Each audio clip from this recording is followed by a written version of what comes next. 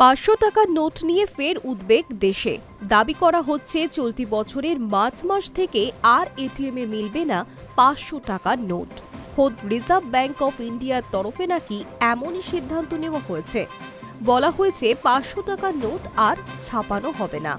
এমন তথ্য সোশ্যাল মিডিয়ায় ছড়িয়ে পড়ার পর স্বাভাবিকভাবেই উদ্বেগ ছড়িয়েছে। এই ইস্যুতেই এবার মুখ খুলল তথ্য ও সম্প্রচার মন্ত্রক। প্রেস ইনফরমেশন ব্যুরোর তরফে এই তথ্য স্পষ্ট ভাষায় খারিজ করা হয়েছে। শুক্রবার প্রেস ইনফরমেশন ব্যুরোর তরফে বিবৃতি দিয়ে জানানো হয়েছে, শীর্ষ ব্যাংকের তরফে এমন কোনো নির্দেশিকা দেওয়া হয়নি। এক্স হ্যান্ডেলে পিআইবি জানিয়েছে, সোশ্যাল মিডিয়ায় বিভিন্ন পোস্টে দাবি করা হয়েছে রিজার্ভ ব্যাংক 2026 সালের মার্চ মাসের মধ্যে 500 টাকার নোট ছাপানো বন্ধ করে দেবে। এই দাবি সম্পূর্ণরূপে মিথ্যা। আরবিআই এর তরফে এমন কোনো ঘোষণা করা হয়নি। সরকারি সংবাদ সংস্থা স্পষ্ট ভাষায় জানিয়েছে, 500 টাকার নোট এখনও পুরোপুরি বৈধ এবং এটি অবাধে লেনদেন করতে পারবেন নাগরিকরা।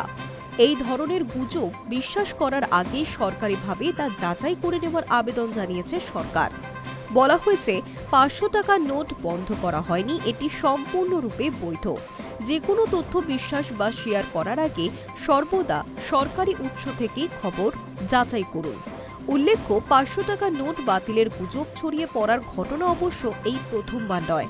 2016 সালের নভেম্বর মাসে 500 টাকা ও 1000 টাকার নোট বাতিলের পর বহুবার সোশ্যাল মিডিয়ায় ছড়িয়েছে এমন গুজব। প্রত্যেকবারই এই ইস্যুতে বিবৃতি জারি করেছে পিআইবি।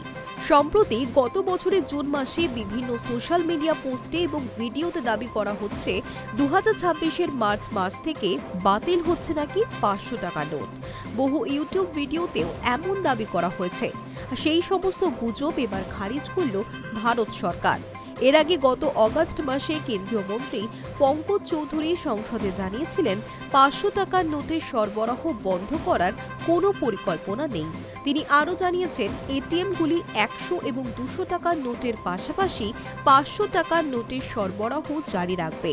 কোনো রকম গুজবে কান না দেওয়ার বার্তা দিয়েছেন তিনি। Hi News network.